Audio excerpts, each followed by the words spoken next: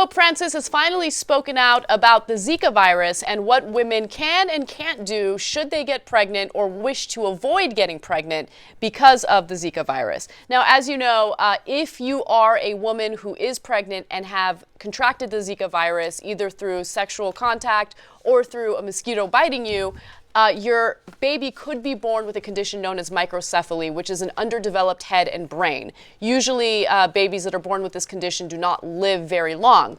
Well, Pope Francis was asked whether or not it's okay for women to use contraception in order to avoid getting pregnant. And here's what happened. Pope Francis said that contraception could be seen as the lesser of two evils if women are concerned about having children with the birth defect microcephaly. However, he also says that if you are considering getting an abortion, that is not acceptable under any circumstance. Francis did say in strong terms that abortion is an absolute evil and should not be considered, even if there's a risk the infant will be born with microcephaly. So we kind of like Pope Francis. He's a little bit more reasonable and lighter than the other popes. No, I think you're underestimating. I don't think a little bit. I think dramatically. I mean, yeah. So you just said you can use birth control.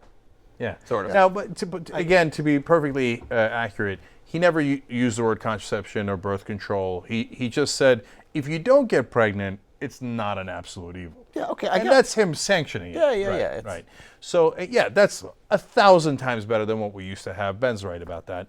I mean, it's a crime what the Catholic Church has done in the poorest parts of the world, where they have so many followers in Africa and in Central and South America, where you can't use birth control and you can't have an abortion, and you don't have any money.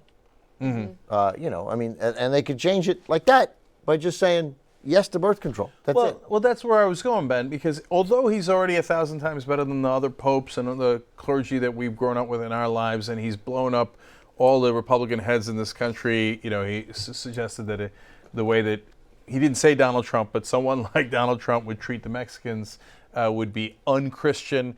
And these guys who've been hitting us over the head with, hey, you got to follow our religion for our whole lives, and we got to pass laws in America based on our religion. Now all of a sudden they're turning around and go, screw the Pope, ignore that guy. Yeah. Now, having said all of that, it's amazing to me that even the Pope hasn't read the Bible. Yeah. The Catholic Church for all these years still maintaining that the Bible is pro-life, what we call quote-unquote pro-life in this country, when it isn't. There are several passages in the Bible that totally sanction abortion, including one where it says if you think your wife is cheating on you, give her a toxic poison.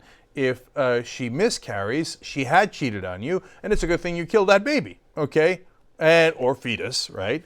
But these guys have been telling us it's a baby their whole lives, right? Our whole lives.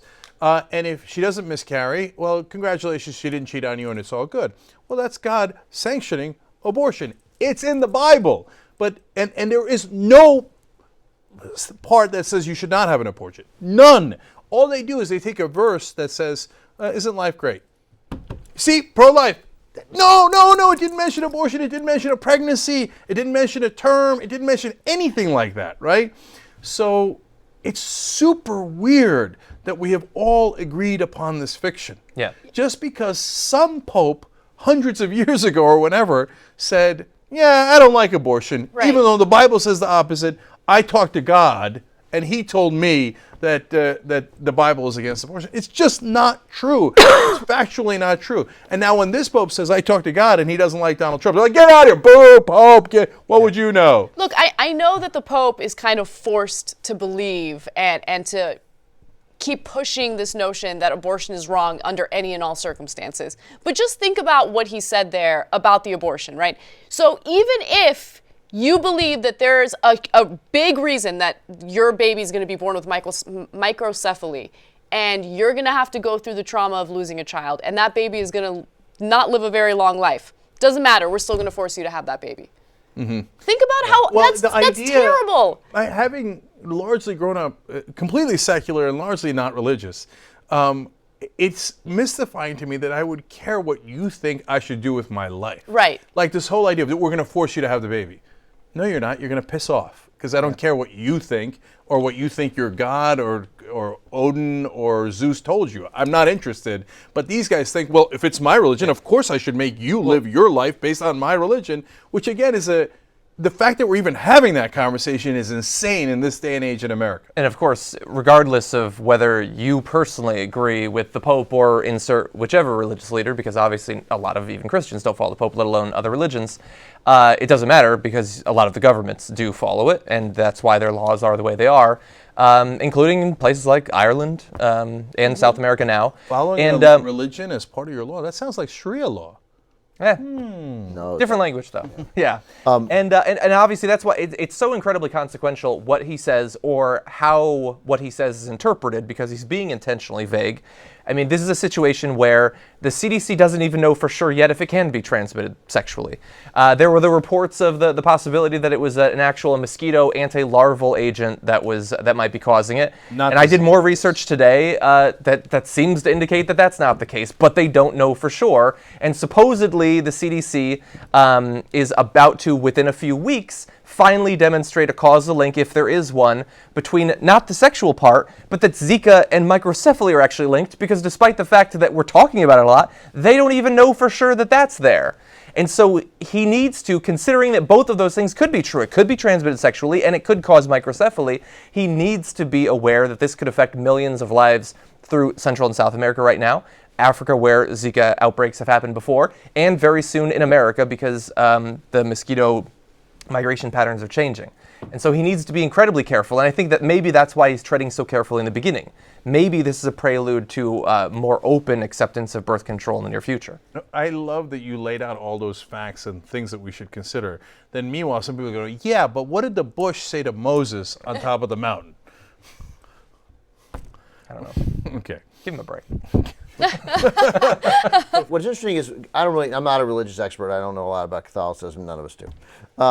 I probably know less, but I know that, like, you know, the clergy is filled with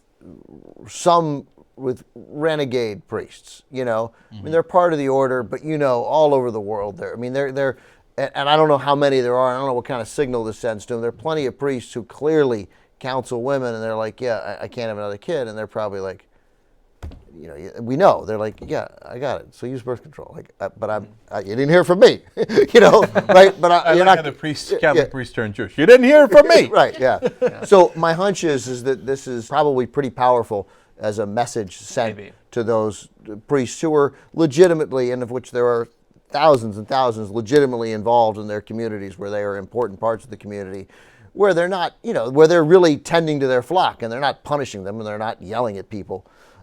You know, where it's not the, you know, so anyway, that's why I think that this you know, might be significant. No, it's enormously important, because some people do listen to the Pope. Meanwhile, Fox News, they said, oh, well, who cares what the Pope thinks? He's a foreigner. Oh. Is that Amazing. I don't know if they know this. All the popes have been foreigners. Yeah. What did Trump say to the Pope this week? What did he call him? That it was outrageous that Called him disgraceful. It's disgraceful that a religious person that a religious leader would question somebody else's faith. Who else is supposed to question your faith? I mean, if anybody's allowed to question your faith, I think it's the Pope. Yeah. And he can literally excommunicate people. That implies he can judge it if he wants to. That's all he does is judge your faith. And he implied that the Mexicans had tricked the Pope. Yeah, that's right. The Pope talks to God. You think the Mexicans tricked him? Okay, if you believe any of that. But finally, I think that what Pope Francis is going to do at the very end, after he's changed all these things, and he take nice and easy, slowly first, maybe not contraception, and at the end he's going to be like, by the way, now all Catholics, you're not pro-life anymore, you're pro-choice. Drop the mic, get out of here.